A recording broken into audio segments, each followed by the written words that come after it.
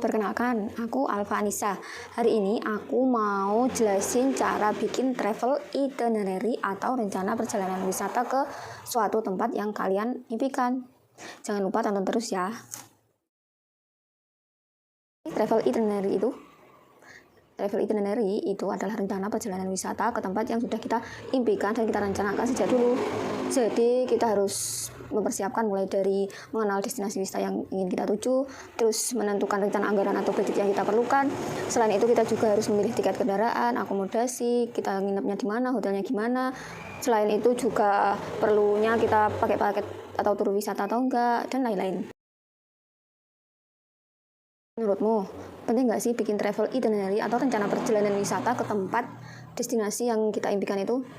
Menurutku penting banget sih, soalnya dengan adanya travel itinerary atau rencana perjalanan wisata, aku jadi tahu berapa budget yang aku butuhkan untuk ke tempat itu. Terus selanjutnya berapa sih pengeluaran yang harus aku keluarkan nantinya, yang aku butuhkan. Terus selain itu aku juga menyiapkan tabungan berapa sih yang harus aku kumpulkan kayak gitu. Selain itu dengan rencana perjalanan wisata aku jadi tahu aku harus kemana aja nantinya, terus jadwalnya kayak gimana. Jadi waktu liburan yang ada itu kugunakan seefektif dan seefisien mungkin. Jadi nggak bakal buang-buang kayak gitulah, nggak bakal buang-buang. Kali ini rencana perjalanan wisataku atau travel itinerary-ku itu aku mau rencanain ke Karimun Jawa. Kalian tahu kan Karimun Jawa ada di mana? Ya, Karimun Jawa itu ada di Jawa Tengah, tepatnya di Kabupaten Jepara. Kenapa aku pilih Karimun Jawa sebagai tujuan wisataku nantinya? Karena ada 3 alasan. Yang pertama sih karena suami ingin menunjukkan tempatnya dulu, menenangkan diri jauh dari keramaian. Selain itu juga aku ingin menyelam menyelam di lautan, tapi dengan ombak yang kecil kayak gitu. Nah, kebetulan Karimun Jawa kan pantai utara, jadi ombaknya kecil. Nah, untuk rencana perjalanan wisata kali ini aku pakai aplikasi Traveloka, karena di aplikasi Traveloka aku jadi tahu berapa sih anggaran yang harus aku siapkan. Selain itu di Traveloka juga harganya transparan lagi, dan banyak promo serta kupon, diskon kayak gitu. Selain itu juga di Traveloka itu paket komplit, jadi kita bisa nentuin untuk tiket perjalanannya, untuk pilih penginapan atau akomodasinya. Selain itu juga ada paket wisata atau tur wisata. Untuk tutorial cara bikin travel itinerary ini aku mau pilih Karimun Jawa tadi ya. Yang pertama yang harus kita bikin itu adalah tentukan tujuannya dulu, kita mau kemana, kita mau ke kota apa, kita mau ke pulau yang mana. Selain itu kita juga harus mengenali gambarannya umum, terus aksesnya kayak gimana di sana, masyarakatnya gimana, terus makanan khasnya apa, kulinernya kayak gimana, sejarahnya kayak apa. Jadi kita itu ke sana nggak kayak bingung kayak gitu, tapi kita jadi pulang dari wisata jadi lebih banyak tahu tentang lokasi yang kita tuju. Yang kedua adalah cara bikin travel itinerary adalah menentukan anggaran yang bakal kita keluarkan. Selain itu dengan rencana anggaran ini kita juga tahu berapa sih tabungan yang harus kita kumpulkan nantinya.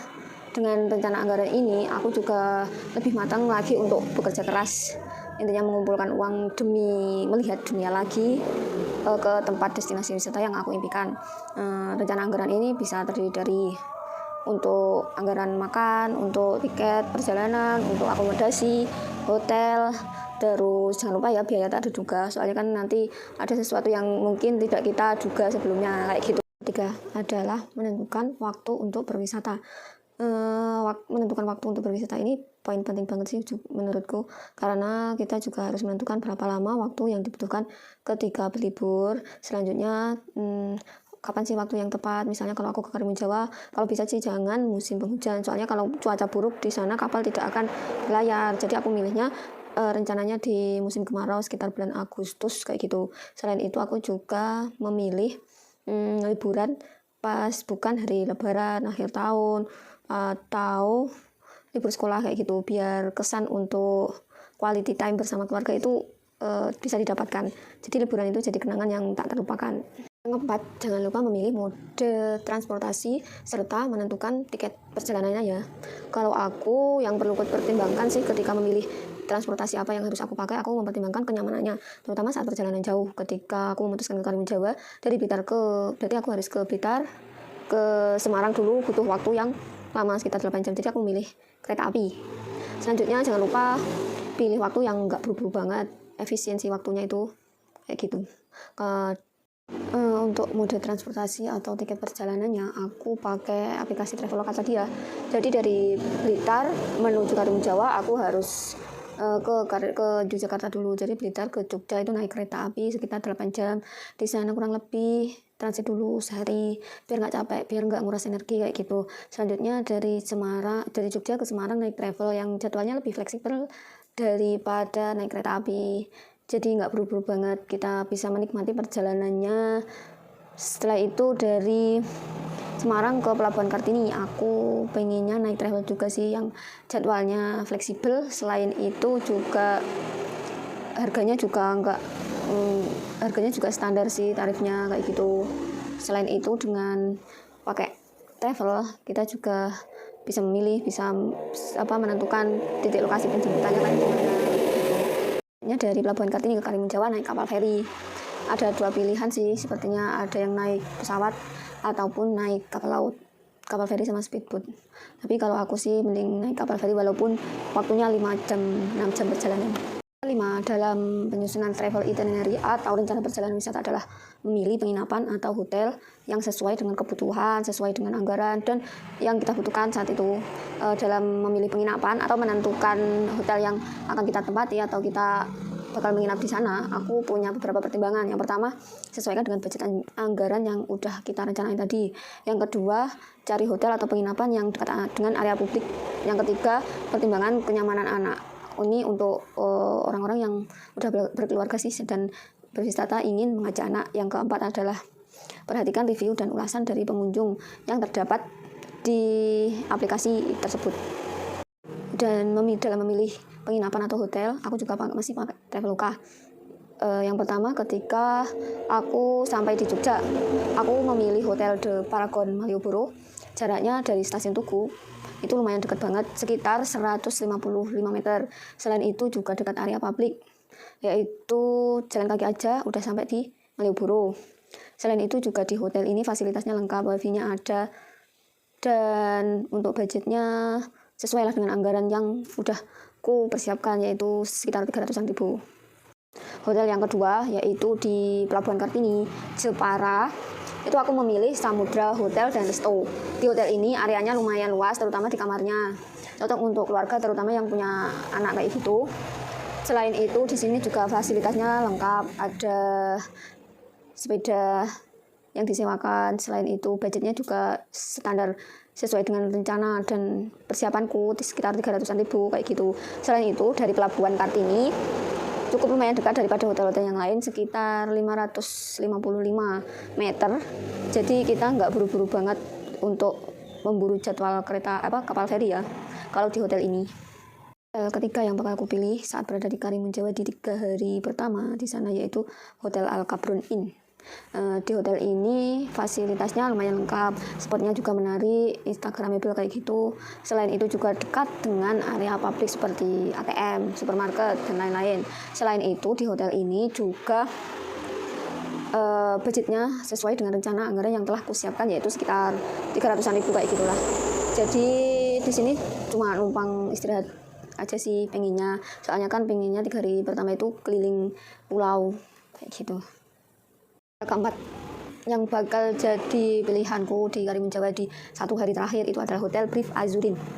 Alasan memilih hotel ini karena suami dulu pernah bikin karya atau desain interior atau kerjanya di sini di hotel ini. Jadi aku penasaran banget sih kayak apa sih dulu dia kerjanya, kayak apa sih karyanya dia. Selain itu di hotel ini juga lengkap banget fasilitasnya. Kita bisa menikmati view laut hanya dari kamar aja. Selain itu fasilitasnya lengkap seperti kayak ada bar, restoran, terus ada spot untuk olahraga. Hotel ini cocok banget untuk wisatawan yang introvert kayak aku sih, soalnya privat banget. Jadi kayak liburan kita itu nggak keganggu oleh keramaian wisatawan lain. Lalu kenapa sih aku bikin travel itinerary atau rencana perjalanan wisata pakai Traveloka?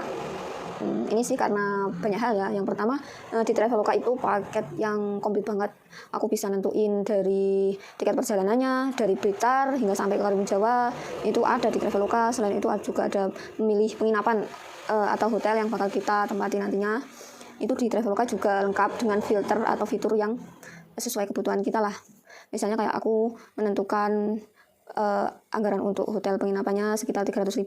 Pilih aja nanti di fitur hotel budget, terus tawaran kisaran harganya pilih yang paling tertinggi 300.000 kayak gitu. Selain itu juga ada paket wisata yang ada di fitur tour. Itu juga membantu banget buat kita yang pengen ada travel agent dari guide lokal kayak gitu. Alasan yang kedua adalah informatif. Di Traveloka itu selain ada foto-foto lokasi penginapan yang bakal kita tuju, itu juga ada kolom ulasan atau review dari pengunjung lain. Jadi kita nggak bakal bingung kita harus memilih yang mana kayak gitu. Terus selain itu ketika pengen cari tiket perjalanan yang sesuai dengan kebutuhan dan keinginan kita, ada banyak pilihan dan rekomendasi jadwalnya. Mulai dari ketika naik travel tadi ada dari jam 5 sampai malam itu jam 10 kayak gitu. Yang ketiga, Traveloka membantuku untuk merencanakan anggaran budget untuk liburan itu jadi lebih matang dan terencana karena semuanya di aplikasi itu harganya transparan, ada banyak diskon dan lain-lain. Jadi aku bisa menyiapkan seberapa banyak sih tabungan yang harus kukumpulkan. Nantinya aku mengeluarkan berapa aja sih, apa aja sih kayak gitu, terutama di tiket perjalanan, hotel, sama untuk paket wisata. Makan pun juga ada. Alasan yang keempat, kenapa aku bikin travel itinerary pakai Traveloka itu karena di Traveloka itu ada pay later yang berfungsi banget sih kalau saat darurat. Kayak contohnya di Karimun Jawa itu kan biasanya kalau cuaca buruk kapal itu tidak berlayar ya, jadi harus staycation lebih lama lagi. Jadi menurutku pakai fitur pay later Traveloka ini membantu banget. Itu aja sih menurutku rencana perjalanan wisata yang harus kita persiapkan. Semoga bermanfaat buat kalian yang sedang menyusun rencana wisata ke tempat destinasi yang ingin kalian tuju. Terima kasih.